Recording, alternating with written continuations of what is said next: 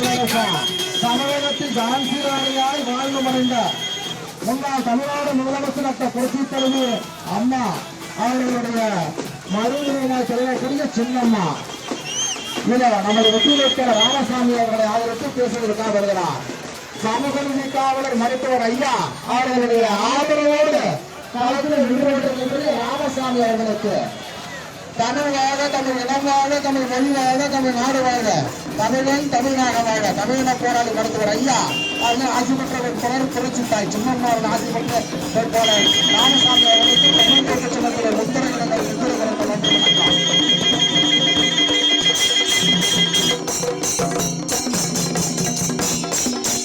அனைத்து இந்திய புரட்சித் தலைவர் மக்கள் முன்னேற்றக் கழக பொதுச் செயலாளர் புரட்சி தாய் சின்னம்மா தற்போது கடலூர் பகுதிக்கு தேர்தல் பிரச்சார பரப்புரைக்காக வருகை தந்திருக்கிறார். அவருக்கு உற்சாக வரவேற்பு கொடுக்கப்பட்டு வருகிறது. பெரியோர்களே, தாய்மார்களே,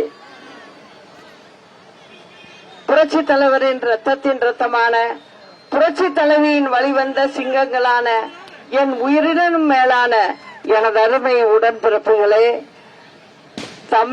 தமிழகத்தில் உள்ள வாக்காளர் பெருமக்களே, கடலூர் சட்டமன்ற தொகுதி வாக்காளர் பெருமக்களே, உங்கள் அனைவருக்கும் என்னுடைய முதற்கண் வணக்கத்தை தெரிவித்துக் கொள்கிறேன். இப்போ வந்திருக்க தேர்தல் கட்சிகளுக்காக யார் வெற்றி பெறுவது என்பதை பத்தின தேர்தல் நான் நினைக்கல. இது மக்களுக்கான தேர்தலாக தான் நான் நினைக்கிறேன். ஏன்னா கடந்த 5 வருடமா திமுக தான் இங்க ஆட்சி செஞ்சிச்சு. ஆனா மக்களுக்கு என்னத்தை செஞ்சிச்சு? ஒன்னும் செய்யல. அதனாலதான் நான் சொல்றேன், இந்த தேர்தல் மக்களுக்கானதுன்னு. மக்கள் சரியான தீர்ப்பை சொல்லணும்.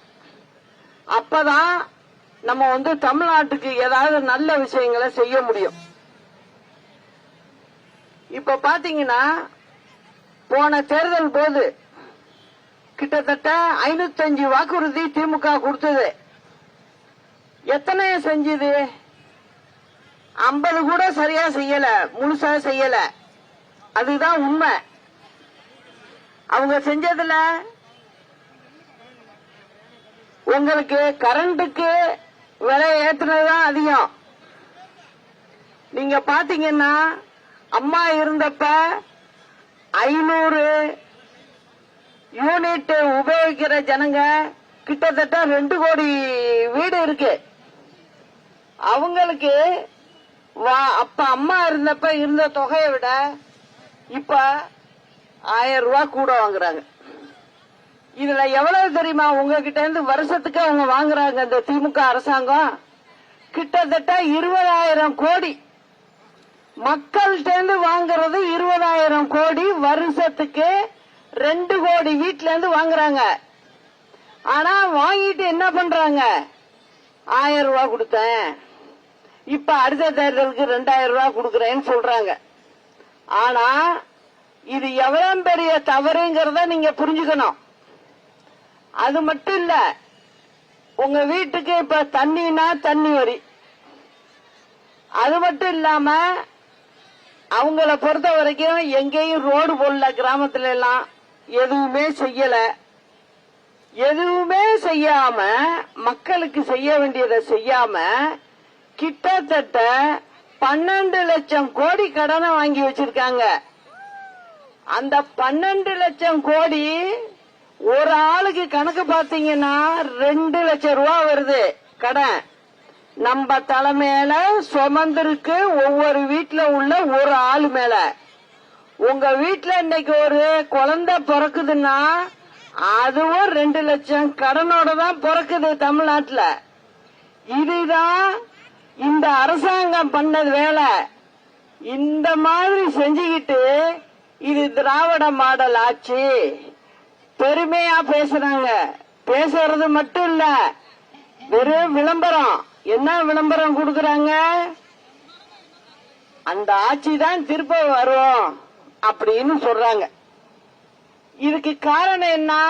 மக்களை ஏமாத்தி ஒரே ஒரு முறை ஒரு டோக்கனை கொடுத்து 8,000 ரூபாய்க்கு நீங்க கடையில போய் சாமான வாங்கிங்க அப்படின்னு சொல்லிவிட்டு இவங்க வந்து திருப்பி உட்கார்ந்துகிட்டு திருப்பி இன்னொரு 10 லட்சம் கோடிய கடனை வாங்கறதுக்கு தான் வழி பண்றாங்க.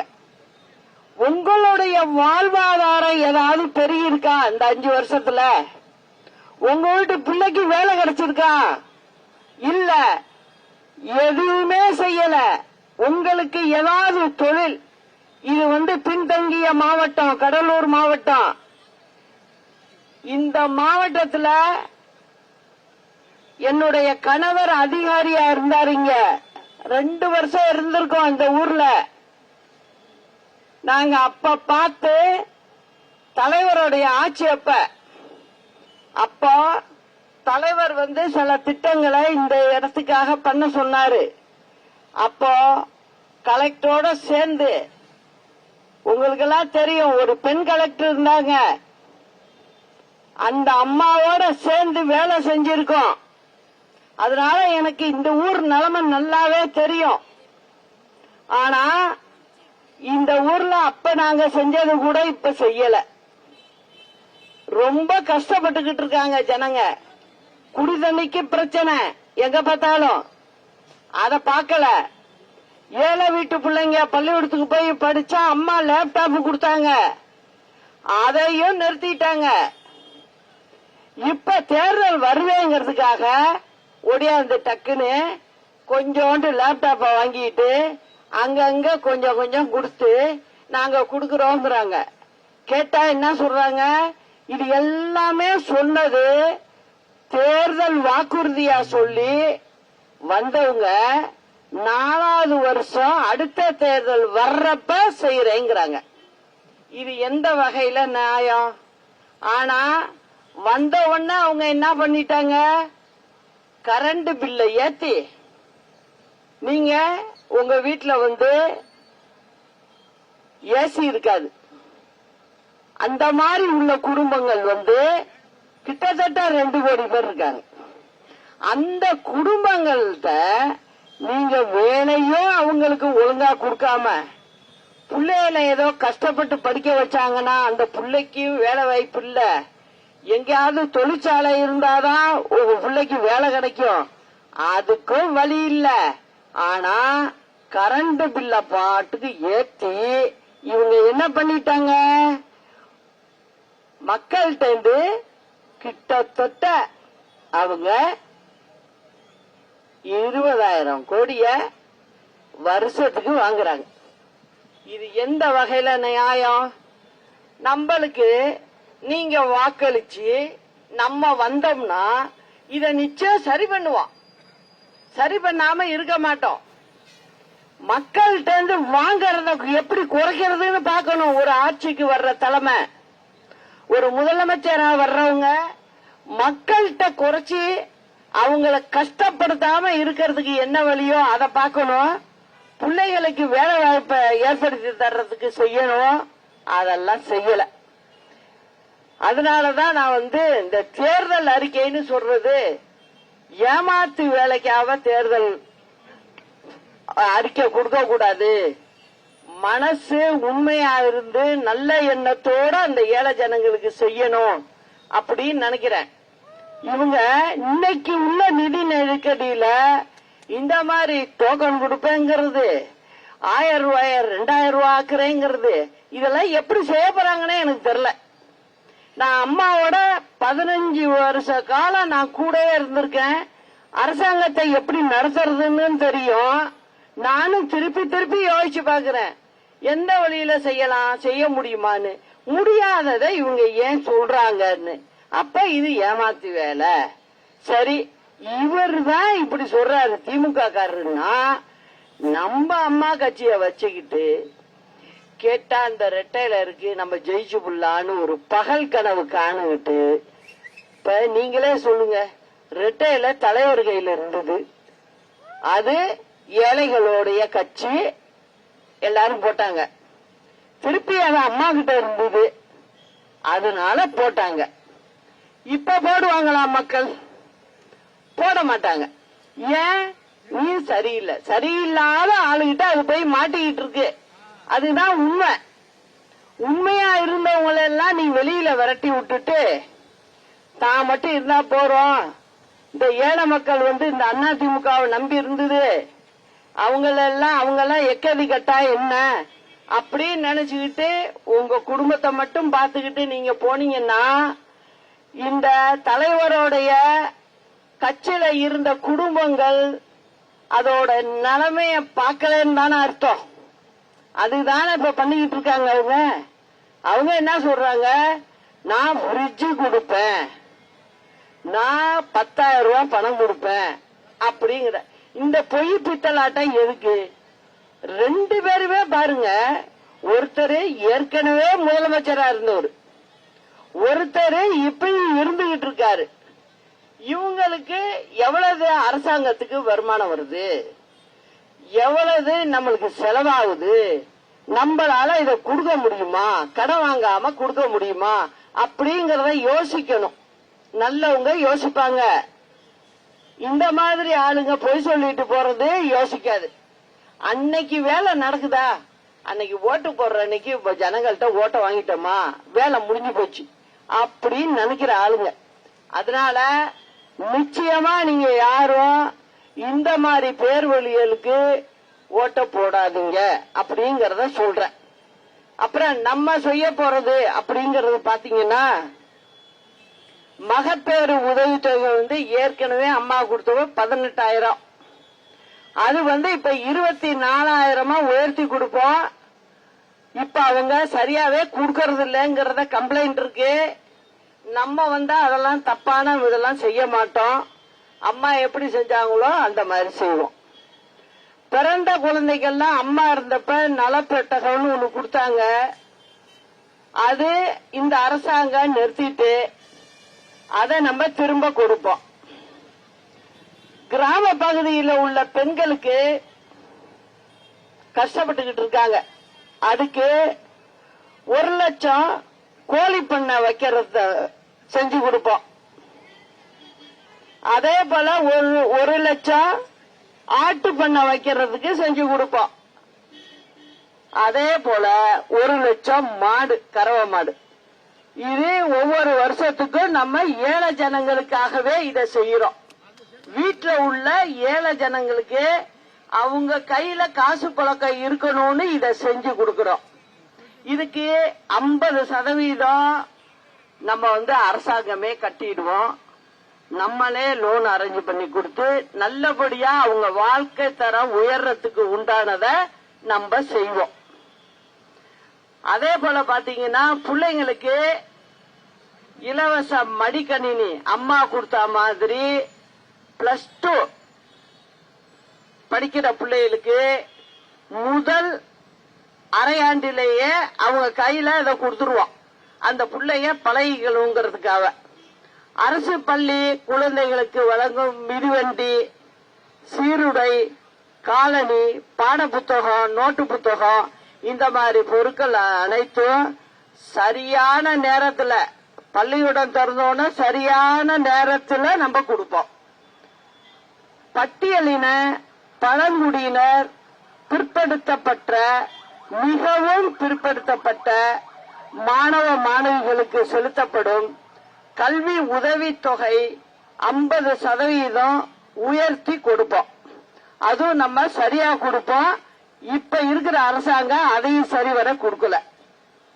நகர் மற்றும் கிராம பகுதிகளில் வசிக்கும் வீடற்ற ஏழை மக்களுக்கு இலவச வீடு கட்டி தரப்படும். வரும் 5 ஆண்டுகளில் 5 லட்சம் வீடுகள் கட்டி தரப்படும். நிர்வாக திறமையின்மையால் ஏறுமுகத்தில் இருக்கும் மின்சார கட்டணம் கட்டுக்குள் கொண்டு வரப்படும். இப்ப நிறைய தப்பு நடக்குது. அதுல அந்த தப்ப சரி பண்ணாலே உங்களுக்கு கொஞ்சம் குறைக்கலாம், அதுக்கு வாய்ப்பு இருக்கு. அத நம்ம வந்தோம்னா செய்வோம். மின்சாரம் வெளிச்சந்தையில வாங்குறத நிச்சயமா குறைப்போம். நவீன தொழில்நுட்பத்துடன் காற்று ஆலைகள், சூரிய மின் உற்பத்தி மூலம் கூடுதலா 10,000 மெகாவாட் உருவாக்கப்படும். மின்மிகை மாநிலமாக தமிழகம் மாற்றப்படும். மாதந்தோறும் அரிசி அட்டைதாரர்களுக்கு 1 கிலோ பருப்பு, 1 லிட்டர் சமையல் எண்ணெய் வழங்கப்படும். முதியோர் உதவித்தொகை 2000 உயர்த்தி வழங்கப்படும். அங்கன்வாடிகளில் கர்ப்பிணி பெண்கள் மற்றும் குழந்தைகளுக்கு வாரந்தோறும் 5 முட்டைகள் வழங்கப்படும்.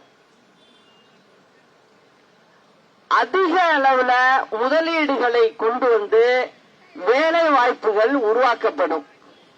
இளைஞர்களுக்கு வேலை வாய்ப்புகள் பெருகும் விதமாக 2 லட்சம் அரசு பணியிடங்கள் படிப்படியாக நிரப்பப்படும். ஆறுகள், குளங்கள், நீர்நிலைகள், கால்வாய்கள் தூர்வாரப்பட்டு விவசாயத்திற்கு தேவையான பாசன நீர் கடைமடை பகுதிகளுக்கு கிடைப்பது உறுதி செய்யப்படும். தமிழ்நாடு முழுவதும் உள்ள ஆறுகள் மற்றும் நீர்வழித்தடங்கள் தேவையான தடுப்பணைகள் கட்டப்படும். இதன் மூலம் மழைக்காலங்களில் உபரி நீர் சேமிக்கப்படுவதும் நிலத்தடி நீர் அதிகரிப்பதும் உறுதி செய்யப்படும். தமிழ்நாடு முழுவதும் மழைநீர் சேகரிப்பு கட்டமைப்புகள் அனைத்து இடங்களிலும் கட்டாயமாக்கப்படும்.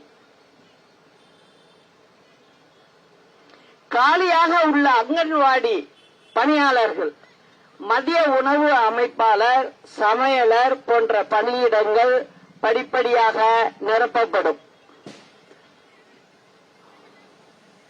சேதமடைந்த கிராம, நகர மற்றும் மாவட்ட சாலைகள் போர்க்கால அடிப்படையில் சரி செய்யப்படும்.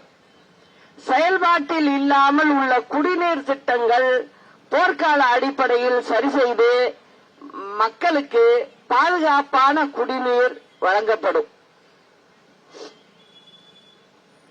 பழைய பேருந்துகளுக்கு மாற்றாக அடுத்த 5 ஆண்டு காலத்தில் 10,000 புதிய பேருந்துகள் கொள்முதல் செய்யப்படும்.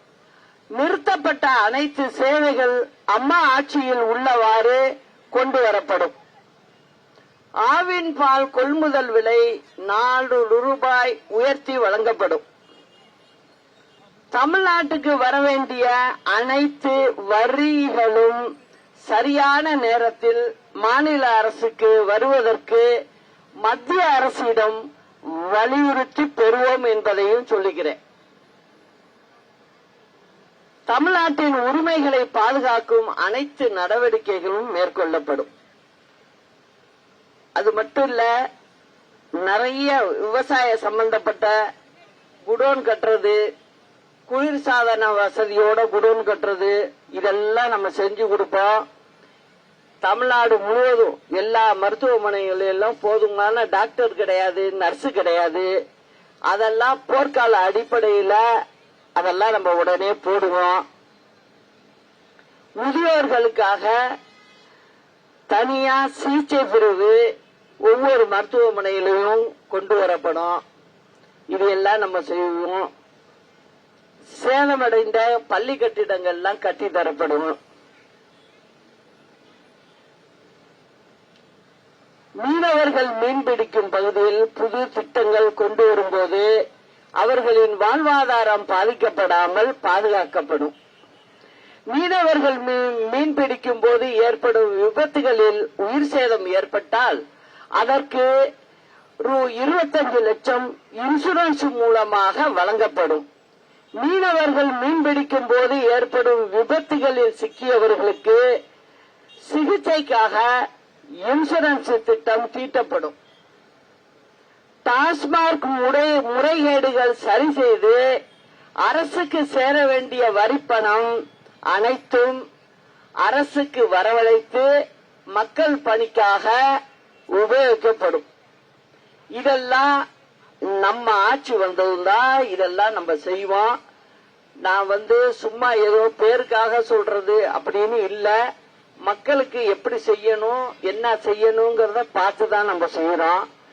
தமிழ்நாடு காவல்துறையில் எந்தவித அரசியல் தலையீடுகளும் இல்லாமல் சுதந்திரமாக செயல்பட்டு ஸ்காட்லாந்து காவல்துறைக்கு இணையாக சிறப்புடன் செயல்பட வழிவகைகள் செய்யப்படும். போதையில்லா தமிழகத்தை உருவாக்கிட தேவையான அனைத்து சட்ட நடவடிக்கைகளும் எடுக்கப்படும். பெண் குழந்தைகள் பாதுகாப்பு 100% உறுதி செய்யப்படும். ஆண்டுக்கு 5 லட்சம் கிராம மற்றும் நகர பகுதிகளில் வசிக்கும் பெண்களுக்கு இலவச திறன் மேம்பாட்டு பயிற்சி வழங்கப்படும். பயிற்சிக்கு பிறகு மானிய விலையில் வங்கிகளை இணைத்து கடன் ஏற்பாடு செய்து கொடுக்கப்படும். கடன்களுக்கு 3% வட்டி சலுகை அரசே செலுத்தும். இதெல்லாம் நம்ம வந்தா நிச்சயம் நம்ம செய்வோம். அது நம்மளால தான் செய்ய முடியும். இந்த பொய் பித்தலாட்டம் பண்றவங்களுக்கு அதெல்லாம் முடியாது, வேணும்னு சொல்லிட்டு ஓடிடுவாங்க. அதை நீங்க எல்லாம் புரிஞ்சுக்கணும். காரைக்கால் பகுதியில் சிப்காட் தொழிற்சாலை இருந்து வெளியேற்றப்படும் கழிவுகள் கடல்ல கலக்கிறதுனால மீன் வளம் பாதிக்கப்படுதுன்னு இங்க உள்ள மக்கள் சொல்றாங்க. அது நம்ம நிச்சயம் சரி பண்ணுவோம். கடலூர் நகரிலேயே அனைத்து நவீன வசதிகளுடன் கூடிய ஒருங்கிணைந்த மாவட்ட பேருந்து நிலையம் அமைக்க கோரிக்கை. ஆனா இதுல ஒரு வேலை, திமுகவை சேர்ந்த அமைச்சர் MRK பன்னீர்செல்வம் தனது சொந்த தொகுதியான குறிஞ்சிப்பாடி தொகுதியில் கடலூர் போக்குவரத்து நிலையம் அமைக்கப்பட்டு வருவது மக்கள் பல்வேறு இன்னல்களுக்கு ஆளாகிறார்கள். அது எப்படி மந்திரியோட சொந்த ஊருனா அங்க செய்யறது எப்படி சரியா வரும்? வராதுதான். எப்ப தலைநகரம் கடலூர்னா அந்த பஸ் ஸ்டாண்டுன்னு வருதுன்னா அது தலைமை இடமான கடலூர்ல தான் அமைக்கணும். அதுதான் முறை. இது மாத்தி செஞ்சா பின்னாடி அவங்க பதில் சொல்ல வேண்டி இருக்குங்கிறதையும் சொல்லிக்கிறேன். கடலூர் நகரில் அரசு மருத்துவக் கல்லூரி மருத்துவமனை அமைக்க கோரிக்கை. அது உண்மைதான், எல்லா மாவட்டங்கள்லயும் இப்ப அமைச்சுக்கிட்டு இருக்கோம். இது அமைக்கணும். சாலை வசதிகள் சரியாக இல்லை, தெருவிளக்கு வசதிகள் இல்லை, குப்பைகள் சரியாக அகற்றப்படுவதில்லை. கடலூர் புதுச்சேரி இடையே ரயில் பாதை நீண்ட காலமாக அமைக்கப்படாமல் உள்ளது. கடலூர் திருப்பாதிரிப்புலியூர் ரயில் நிலையத்தில் எந்தவித அடிப்படை வசதிகளும் இல்லாததால் பயணிகள் மிகவும் பாதிக்கப்படுகின்றனர். கடலூர் துறைமுகத்தை பல்வேறு நவீன வசதிகளுடன் கூடிய துறைமுகமாக வடிவமைக்க வேண்டும். போன முறை கொடுத்த வாக்குறுதி திமுக 214 வாக்குறுதி நம்பர். உலக புகழ் பெற்ற கவரிங் நகை தயாரிப்பில் முக்கிய கேந்திரமாக இருக்கும் சிதம்பரத்தில் கவரிங் நகை உற்பத்திக்கு சிறப்பு தொழிற்பேட்டை உடனடியாக அமைக்கப்படும் சொன்னாங்க. ஆனா அமைக்கல. அதே போல வாக்குறுதி எண் 421 புனித நகரமான சிதம்பரத்தில் பக்தர்கள் சுற்றுலா செல்லும் வகையில் பேருந்து நிலையங்கள், தங்குமிடங்கள் முதலியவை நவீன வசதிகளுடன் மேம்படுத்தப்படும். அதுவும் செய்யல. வரிசை எண் 111 கடலூர் துறைமுக முகத்துவாரம் முதல் புவனகிரி அருகில் வெள்ளாற்று வடிகால் முகத்துவாரம் வரையில் உள்ள 40 கிலோமீட்டர் தூரத்திற்கு கீழ் பரவனாற்றிலிருந்து நேரடி தனி வடிகால் இல்லாததால் புயல் வெள்ள காலங்களில் ஏற்படும் வெள்ள சேதத்தால் 10,000 ஏக்கர் நிலப்பரப்பில் விவசாயம் பாதிக்கப்படுகிறது. இப்பாதிப்பில் இருந்து விவசாயிகளை காப்பாற்ற கீழ் பரவனாற்றில் பூண்டியாங் குடும்பத்திற்கும் ஆலப்பாக்கத்திற்கும் இடையே கடலில் நேரடியாக கலக்க ஏதுவாக வடிகால் ஒன்றை ஏற்படுத்தி கடல் முகத்துவாரத்தில் மதகுகள் அமைத்து வெள்ளக்காலங்களில் திறக்கவும் மற்ற நாட்களில் கடல் நீர் உட்புகாமல் தடுக்கவும் அப்பகுதி மக்களின் நீண்டகால கோரிக்கையாக உள்ளது.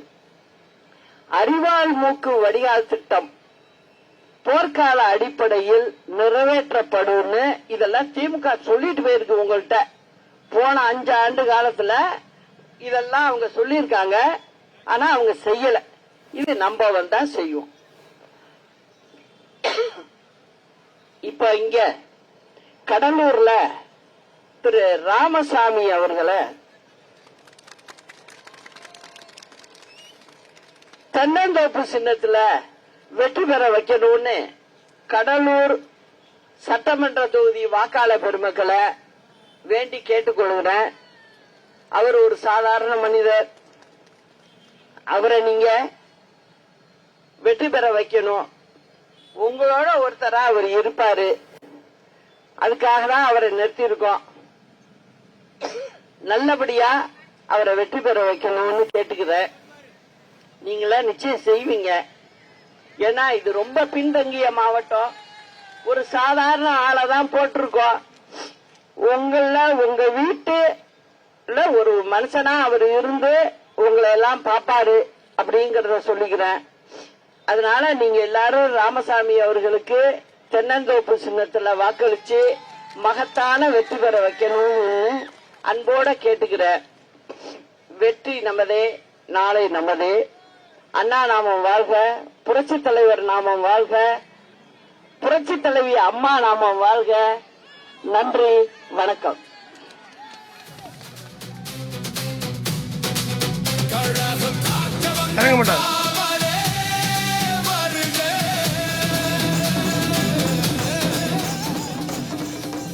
தமிழ்நாடு சட்டமன்ற பொதுத் தேர்தல் நடைபெறவுள்ள நிலையில் அனைத்திந்திய புரட்சித் தலைவர் மக்கள் முன்னேற்றக் கழக பொதுச் செயலாளர் புரட்சி தாய் சின்னம்மா கழகத்தின் சார்பாகவும் கூட்டணி கட்சிகளின் சார்பில் போட்டியிடும் வேட்பாளர்களை ஆதரித்து 3ஆம் கட்ட தேர்தல் பிரச்சார சுற்றுப்பயணம் மேற்கொண்டிருக்கிறார். தற்போது அவர் கடலூர் சட்டமன்ற தொகுதிக்குட்பட்ட பகுதியில் தேர்தல் பிரச்சார பரப்புரை மேற்கொண்டார். நேரலையாக பார்த்தோம்.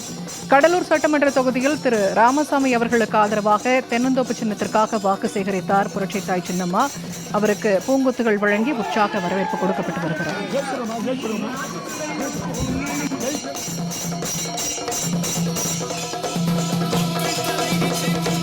முன்னதாக அப்பகுதிக்கு வருகை புரிந்த புரட்சி தாய் சின்னம்மா அவர்களுக்கு மேளதாளங்கள் முழங்க எழுச்சி முழக்கத்துடன் கழக கொடிகளை ஏந்தியவாறு பூக்கள் தூவி உற்சாக வரவேற்பு கொடுக்கப்பட்டது.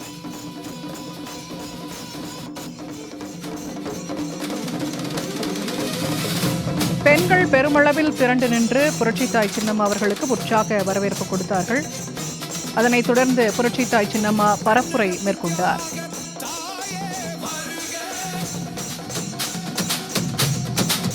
கழகம்